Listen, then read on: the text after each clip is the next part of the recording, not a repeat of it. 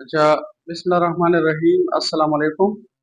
I am doctor Mateen, department of physics, Islamia college, Peshawar.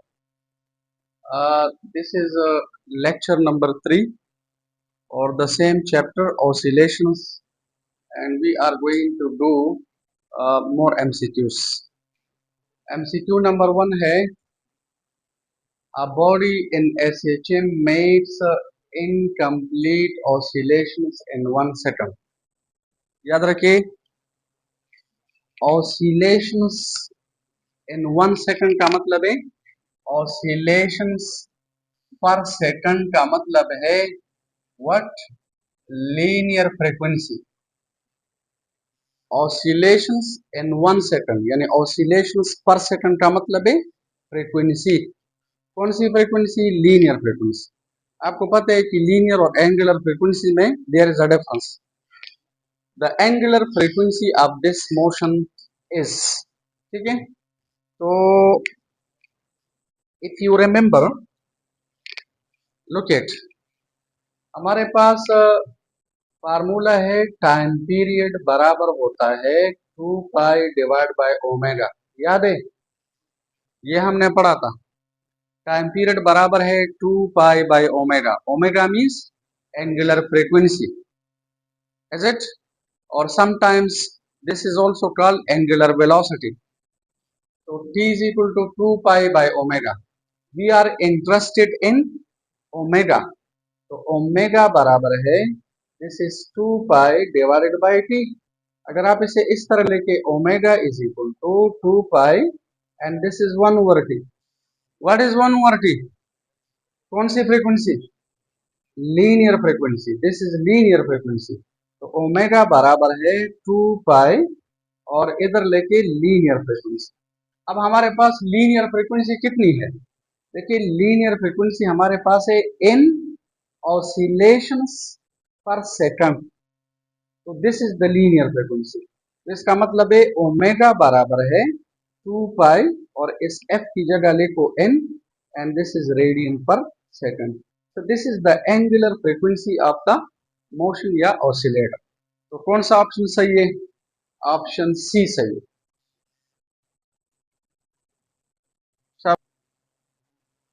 अच्छा, MCQ number 2 है, if a tunnel is board through the center of the earth and a stone is dropped into it, then the यानी the stone will behave किस तरह? याद रखिए, ये MCQ बार बार repeat हुआ है. कभी लिखते हैं a hole is bored, कभी लिखते हैं a tunnel is bored, कभी लिखते हैं a stone is dropped, कभी कहते हैं a pebble is dropped, कभी कहते हैं a ball is dropped. ठीक है. The question will be, the MCQ will be the same. तो आप लोग देखिए, ये हमारे पास है अर्थ. अगर आप कहते हैं कि इस जमीन के सेंटर में से एक टनल पास करें, इसकी बोरिंग करें, एक टनल बोर करें और यहां से किसी स्टोन को या पेबल को या बॉल को ड्रॉप करें, तो गौर से देखिए. देखिए, जब ये बॉल आहिस्ता आहिस्ता नीचे जाता है तो व्हाट हैपन्स? देखिए, ये बॉल या ये जो स्टोन है आहिस्ता आहिस्ता तेज तेज तेज तेज तेज तेज तेज जब सेंटर की तरफ रीच करता है, तो आपको पता है मैटर की एक प्रॉपर्टी है, स्टोन की एक प्रॉपर्टी है, मेस की एक प्रॉपर्टी है जिसे हम कहते हैं इनर्शिया. इनर्शिया की वजह से ये स्टोन यहां पर सडनली ड्रॉप नहीं करता. तो व्हाट विल हैपन? आप देखिए, ये स्टोन नीचे जाता है. जब ये स्टोन नीचे जाता है तो इसकी वेलोसिटी आहिस्ता आहिस्ता कम. क्यों? क्योंकि जब ये स्टोन सेंटर से नीचे जाता है तो याद रखिए, जमीन का ऊपर वाला मेस ज्यादा रह जाता है और आप देखिए नीचे वाला मेस कम. देखिए, नीचे जो जमीन है वो कम और ऊपर जो जमीन है उसका मेस ज्यादा है. तो ऊपर वाला मेस अगर ज्यादा है तो इस स्टोन पर ग्रेविटेशनल फोर्स, इफेक्टिव फोर्स क्या होगा? ज्यादा. वो ग्रेविटेशनल फोर्स स्टोन को डीसेलेरेट करता है. तो इसकी वेलोसिटी आहिस्ता आहिस्ता कम कम कम कम कम कम वेलोसिटी यहां पर जीरो हो जाती है. इसकी वेलोसिटी, फाइनल वेलोसिटी यहाँ पर 0। और आप देखिए फिर ये यहाँ पर स्टॉप नहीं करता। क्यों? क्योंकि ग्रेविट, देखिए अब जमीन का ऊपर वाला मेस जो इफेक्टिव मेस है ये ज्यादा है। तो मेस जितना ज्यादा, तो आपको पता है ग्रेविटेशनल फोर्स, ये इफेक्टिव मेस है, तो ग्रेविटेशनल फोर्स ज्यादा। अगर एक ग्रेविटेशनल फोर्स ज्यादा है तो ये जो स्टोन है ये वापस सेंटर की तरफ जाएगा और आहिस्ता आहिस्ता तेज तेज तेज तेज तेज तेज सेंटर पर वेलोसिटी ज्यादा, ड्यू टू इनर्शिया यहाँ पर स्टॉप नहीं करता। और फिर आप देखिए ये स्टोन ऊपर जाएगा, ऊपर ऊपर, जब ऊपर जाता है तो जमीन का जो ऊपर वाला मेस है, इफेक्टिव मेस जो इस स्टोन पर इफेक्ट करता है, वो आहिस्ता आहिस्ता कम हो जाता है और नीचे वाला मेस बढ़ जाता है। तो व्हाट हैपन्स, इस पर ये इफेक्टिव मेस में डिक्रीज की वजह से ये ग्रेविटेशनल फोर्स आहिस्ता आहिस्ता कम। तो ये stone Aahista Aahista slow slow slow slow, यहाँ पर इसकी वेलोसिटी 0। और फिर आप देखिए नीचे जमीन का इफेक्टिव में ज्यादा है, तो फिर ये सेंटर की तरफ आ जाते हैं तेज तेज तेज तेज तेज, इनर्शिया की वजह से इट डजंट स्टॉप। और फिर आप देखिए ये Aahista Aahista slow slow slow slow, velocity 0। और फिर आप देखिए ये सेंटर की तरफ तेज तेज तेज, इनर्शिया की वजह से डजंट स्टॉप। और आप देखिए फिर ये इधर आकर रुक जाता है। तो व्हाट हैपन्स, ये जो स्टोन है, सपोज ये पॉइंट ए और बी के दरमियान, it will perform simple harmonic motion. ये स्टोन इधर नहीं आता और ना ये स्टोन इधर आ जाते, क्योंकि जब ये स्टोन सपोज यहां तक आ जाते तो जमीन का ऊपर वाला जो इफेक्टिव मेस है वो बढ़ जाते, तो ग्रेविटेशन फोर्स बढ़ जाते, तो ये स्टोन यहाँ पर रुक जाते, वापस चला जाते। जब वापस जाता है इनर्शिया की वजह से यहाँ पर स्टॉप नहीं करता, फिर यहाँ तक आ जाते, वेलोसिटी 0 एंड so on।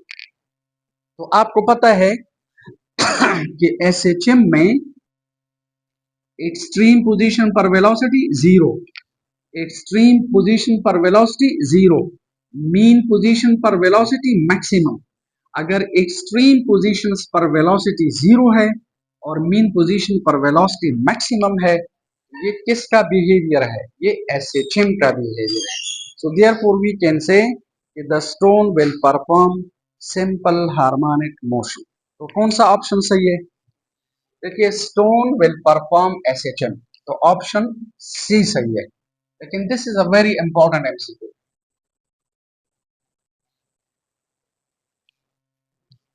अच्छा, एमसीक्यू नंबर 3 है, the displacement x of a particle at any time t. याद रखिए स्मॉल टी का मतलब है एनी टाइम और कैपिटल टी का मतलब है time period. At any time t is given by x is equal to 10 sin 4t। कहते हैं the particle oscillates with period, तो पीरियड का मतलब है time period. Understand? We have to calculate the time period from this equation. तो देखिए हमें given है x इज इक्वल टू, शाबाश, x is equal to 10 sine 4t। Clear? हमारे पास जनरल इक्वेशन है x is equal to x naught sine theta. देखो omega बराबर है, ओमेगा मींस एंगुलर वेलोसिटी बराबर है angular displacement divide by time. Theta could be written as omega t. This is equation number 1। और यहाँ पर put करें एक्स नॉट इंटू साइन, इस थीटा की जगह लिखो omega t. This is omega t. और आपको पता है, लुक एट, आपको पता है ओमेगा बराबर है 2 पाई डिवाइडेड बाय टी। तो ये मैं इस तरह लिख सकता हूँ x is equal to x naught into sine, आप देखिए this is 2 pi divided by T multiplied by small t. This is like equation number 2। MCQ में जो डिस्प्लेसमेंट है it is given by equation number 1 और जो general equation है this is equation number 2। आप ऐसा करें, इक्वेशन 1 और 2 कंपेयर करो। अगर आप इस इक्वेशन को इस इक्वेशन के साथ कंपेयर करें, इधर x है, इधर x है, फॉरगेट अबाउट, और इधर 10 है, इधर x नॉट है, amplitude is x naught, sorry, amplitude is x naught which is 10 metre. अब अगर इसमें आ जाए कि एम्पलीट्यूड कितना है तो 10 मीटर। साइन साइन इधर 4t है और इधर 2 pi by T into t है। तो कंपैरिजन करें, अगर आप कंपैरिजन करें तो I write 2 pi by T और multiplied by small t is equal to 4t। ये टी के साथ कैंसिल करो तो यह आ जाएगा 2 pi divided by T is equal to 4। Calculate हमने क्या करना है, टाइम पीरियड। तो दोनों साइड्स को अगर आप उल्टा करें तो ये इस तरह हो जाएगा 1/4। ये उल्टा करे टी बाई 2 पाई और ये उल्टा करे 1/4 और टी कैलकुलेट करे ये 2 पाई इधर आ जाए तो 2 पाई डिवाइडेड बाय 4, तो 2 जार 4, तो टाइम पीरियड बराबर होगा pi by 2 and the unit is second. तो कौन सा ऑप्शन सही है? ऑप्शन नंबर डी सही है। अच्छा, एमसीक्यू नंबर 4 है, the total energy of a particle executing simple harmonic motion. Executing means perform in simple harmonic motion is medical 2016 question number 4। अच्छा देखिए, if you consider a simple harmonic oscillator, मसलन spring mess system, तो याद रखिए spring mess system की total energy हम इस तरह लिखते हैं, आप this is k x naught squared. This is the total energy of a simple harmonic oscillator. This is the total energy of the spring maze system. Half is constant, k is constant. इसका मतलब है total energy is directly proportional to the square of the amplitude. The total energy of a particle executing simple harmonic motion is directly proportional to the square of the amplitude. तो option A में लिखते हैं inversely proportion to the square of amplitude, ये गलत है। Directly proportion to amplitude, ये गलत है। सी सही है, directly proportion to the square of the amplitude.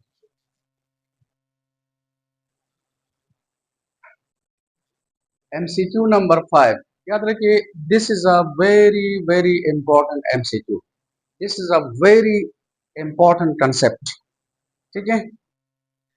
अच्छा, कॉन्सेप्ट ये है कि a body of mass m is attached to a spring of spring constant k.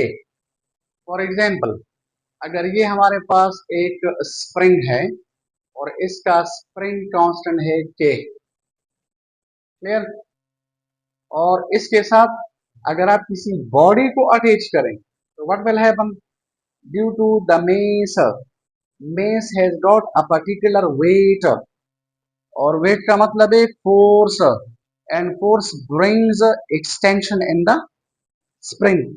तो आप लोग देखें इसके वेट की वजह से द स्प्रिंग इज एक्सटेंडेड, देखिए वेट की वजह से द स्प्रिंग इज एक्सटेंडेड, यानी यहां पर हमारे पास जो फोर्स है ये वेट के बराबर, and let this extension is x, clear. अच्छा, क्वेश्चन ये है कि अगर आप इस स्प्रिंग को दो इक्वल पार्ट्स में डिवाइड करें, अगर आप इसे दो इक्वल पार्ट्स में डिवाइड करें और फिर हाफ पार्ट के साथ, ये हाफ स्प्रिंग है, इस हाफ स्प्रिंग के साथ आप लोग सेम मेस अटैच करें, सेम मेस, क्लियर। तो क्वेश्चन ये है कि then what will be the spring constant. Suppose I say this is k dash, तो फॉर एग्जांपल अगर नीचे लिखा है कि the spring constant will remain the same, अगर बी में लिखा है कि the spring constant will become double, अगर सी में लिखा है the spring constant becomes half, suppose अगर डी में लिखा है कि जो स्प्रिंग कांस्टेंट है, it for example it becomes, या इसे आई विल राइट नन। सही है, दोबारा सुने।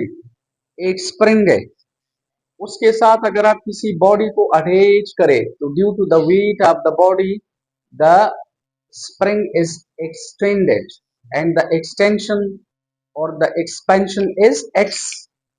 कहते हैं कि अगर आप इसको दो इक्वल पार्ट्स में डिवाइड करें और सेम पार्ट के साथ आप सेम बॉडी को, यानी हाफ पार्ट के साथ आप सेम बॉडी को अटैच करें, तो फिर what will be the spring constant. Clear? तो याद रखिए, तकरीबन more than 80% students option A को टिक करते हैं, क्योंकि उनका कंसेप्ट ये होता है कि ये तो स्प्रिंग कांस्टेंट है और मटेरियल भी सेम है, तो the spring constant should remain the same. तो मोर देन 80% स्टूडेंट्स जो है ऑप्शन ए को टिक करते हैं। लेकिन let us see what happens. देखिए, अगर आप सेम में इसको इस हाफ स्प्रिंग के साथ अटैच करें तो व्हाट हैपेंस, आप लोग देखिए, वेट की वजह से द स्प्रिंग इज एक्सटेंडेड। आप मुझे ये बताएं, अब ये एक्सटेंशन इतना ही होगा या इससे कम? कम होना चाहिए ना, क्योंकि अब स्प्रिंग कम है तो एक्सटेंशन शुड बी लेस। तो एक्सटेंशन कितना होना चाहिए? आप देखिए, the extension should be half and this is x by 2। ठीक है, और द फोर्स या the weight is the same. तो लुक एट, अगर आप इस केस में देखें तो हमारे पास है F is equal to K X. Clear? हमारे पास F is equal to K X है। अगर आप के कैलकुलेट करें तो this is F divided by X, equation number 1। For this part I can write X dash, sorry K dash is equal to F divided by X dash. लेकिन ये X dash कितना है? X by 2। तो इधर मैं लिखूंगा x by 2। ये 2 अगर इधर आ जाए तो देखें, I will write k dash is equal to 2 into F divided by x. This is let equation number 2। अगर आप इक्वेशन नंबर 1 को 2 में पुट करें, एफ बाय एक्स का मतलब है के, तो याद रखिए k dash is equal to this will be 2k। सही? तो कौन सा ऑप्शन सही है? आप देखिए 2k, ये वाला ऑप्शन। अच्छा, अब सुने जरा, अगर आप किसी स्प्रिंग को दो इक्वल पार्ट्स में डिवाइड करें, दो इक्वल पार्ट्स में, तो एक पार्ट का जो स्प्रिंग कांस्टेंट है इट विल बिकम डबल। अगर दो पार्ट्स में है it will become double. This is one MCQ. अगर ये एमसीक्यू इस तरह जाए कि किसी स्प्रिंग को आप 3 पार्ट्स में डिवाइड करें और एक पार्ट के साथ सेम बॉडी अटैच करें, फिर स्प्रिंग कांस्टेंट कितना होगा? तो याद रखिए, फिर कितना होगा? 3k। अगर आप किसी स्प्रिंग को 4 पार्ट्स में डिवाइड करें तो एक पार्ट का स्प्रिंग कांस्टेंट 4k। 10 पार्ट्स में डिवाइड करें तो एक पार्ट का स्प्रिंग कांस्टेंट 10k। यानी स्प्रिंग जितना भी छोटा हो जाता है स्प्रिंग कांस्टेंट बढ़ जाता है। तो लुक इट, ये सारे एमसीक्यूज हैं। आप लोग देखें, ये मैं इस तरह लिख सकता हूं, गौर से देखो। देखें, अगर किसी स्प्रिंग को आप दो पार्ट्स में डिवाइड करें तो एक पार्ट का स्प्रिंग कांस्टेंट 2k। 3 पार्ट्स में डिवाइड करें तो एक पार्ट का स्प्रिंग कांस्टेंट 3k। दो एमसीक्यूज। 4 पार्ट में डिवाइड करे तो 4k। 5 पार्ट्स में डिवाइड करे तो 5k। एक दफा एमसीक्यू आया था कि अगर आप किसी स्प्रिंग को इन इक्वल पार्ट्स में डिवाइड करें, इन इक्वल पार्ट्स में डिवाइड करें, तो जो nth पार्ट है उसका स्प्रिंग कांस्टेंट कितना होगा? तो याद रखिए, उसका स्प्रिंग कांस्टेंट होगा nk। तो याद रखिए, स्प्रिंग जितना छोटा हो जाता है तो स्प्रिंग कांस्टेंट बढ़ जाता है। अंडरस्टैंड? ये सारे एमसीक्यूज हैं। अच्छा, एक बात आप याद रखिए, अगर ये हमारे पास एक स्प्रिंग है, दूसरा concept, this is a spring, इसका स्प्रिंग कांस्टेंट है सपोज के। अगर आप इसके साथ exactly same spring, same material की, सेम लेंथ की अटैच करें तो व्हाट विल हैपन? देखिए स्प्रिंग की जो लेंथ है वो डबल हो जाती है, तो जब लेंथ डबल हो जाती है, इसका उलट, तो याद रखिए the spring constant will become के बाय 2। अगर आप इसके साथ सेम मटेरियल की स्प्रिंग सेम लेंथ की अटैच करें तो याद रखिए दिस विल बिकम के बाय 3। एक और अटैच करें तो के बाय 4। और अगर आप इसके साथ इन नंबर ऑफ स्प्रिंग्स अटैच करें तो याद रखिए दिस विल बी के बाय एन। तो ये एमसीक्यू भी एक दफा आया था कि अगर आप इन नंबर ऑफ स्प्रिंग्स सीरीज में अटैच करें ऑफ द सेम मटेरियल तो the spring constant will become. तो स्टूडेंट्स अक्सर लिखते हैं के, क्योंकि स्टूडेंट्स का ये कंसेप्ट होता है कि स्प्रिंग कांस्टेंट रिमेन्स कांस्टेंट। लेकिन याद रखें अगर आप इन नंबर ऑफ स्प्रिंग्स, ठीक है ना, सीरीज में अटैच करते हैं, इसको ज्यादा करो ज्यादा करो ज्यादा करो सेम मटेरियल की, शर्त ये है अगर मटेरियल सेम है और लेंथ भी सेम है तो याद रखिए जो स्प्रिंग कांस्टेंट है वो आहिस्ता आहिस्ता कम। आप दो अटैच करें the spring constant will become half. आप तीन अटैच करें the spring constant will become के बाय 3, के बाय 4, के बाय 5। और अगर आप इन नंबर ऑफ स्प्रिंग्स अटैच करें तो the spring constant will become के बाय इन। अंडरस्टैंड? सही है।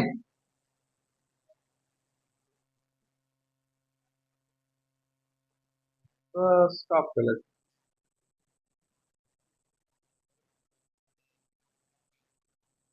ये है MCQ number 6। if three springs of spring constant K1, K2 and K3 are connected in series, the spring constant of the combination will be। तो इसका जो calculation है वो तो लेंथी है, ठीक है, कैलकुलेशन की तरफ हम नहीं जा रहे हैं। इसके लिए आसान कॉन्सेप्ट ये है कि जो फार्मूला आप कैपेसिटर्स को जब आप सीरीज में अटैच करते हैं, जो फार्मूला सीरीज कॉम्बिनेशन के लिए आप अप्लाई करते हैं, the same formula is applicable when springs are connected in series. मसलन आप कैपेसिटर को सीरीज में अटैच करें तो कैपेसिटी कम हो जाती है, तो 1 ओवर सी ई बराबर है 1 over C1 plus 1 over C2 plus 1 over C3। और अगर आप स्प्रिंग सीरीज में अटैच करें तो याद रखिए ये हम इस तरह लिखेंगे। देखिए हमारे पास 1 ओवर के ई, के ई का मतलब है इक्विवेलेंट स्प्रिंग कांस्टेंट, ये बराबर होगा 1 over K1 plus 1 over K2 plus 1 over K3। ये मैं लिख सकता हूं 1 over K E is equal to, clear? अगर आप इसका एलसीएम ले लें तो K1, K2 और K3, K1, K2, K3 को अगर आप K1 से डिवाइड करें तो K1 K1 के साथ कैंसिल, तो इधर आ जाएगा K2 K3। और अगर इसको इससे डिवाइड करें K2 K2 के साथ कैंसिल तो K1 K3। और अगर आप इसको इससे डिवाइड करें तो K1 K2।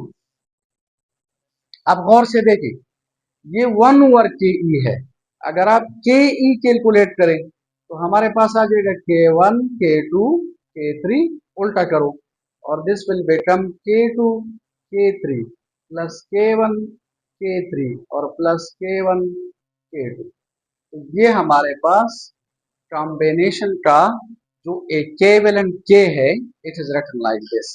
तो कौन सा ऑप्शन सही है? Option number B, option B सही है, ठीक है। इसी तरह अगर आप लोग स्प्रिंग्स को पैरेलल में अटैच करें, पैरेलल में इस तरह, मसलन ये एक वो है सपोर्ट और एक स्प्रिंग आप इधर अटैच करें, ठीक है, लाइक दिस पैरेलल, देखिए अनदर लाइक दिस, ये इस तरह पैरेलल में अटैच करें। तो फिर आप लोगों ने क्या अप्लाई करना है कैपेसिटर का जो पैरेलल वाला फार्मूला है, तो पैरेलल वाला फार्मूला क्या है, CE is equal to C1 plus C2 plus C3 and so on. तो फिर आप लोग लिखेंगे KE is equal to K1 plus K2 plus K3। अब अगर कहते हैं कि सपोज तीन स्प्रिंग्स आप पैरेलल में अटैच करें तो कॉम्बिनेशन का जो इक्विवेलेंट K है वो कितना होगा, तो आप लोग लिखेंगे K1 plus K2 plus K3। और अगर सीरीज में है तो 1/K1 plus 1/K2 plus 1/K3 और फिर सॉल्व करके ये आ जाएगा। ठीक है, थैंक यू वेरी मच।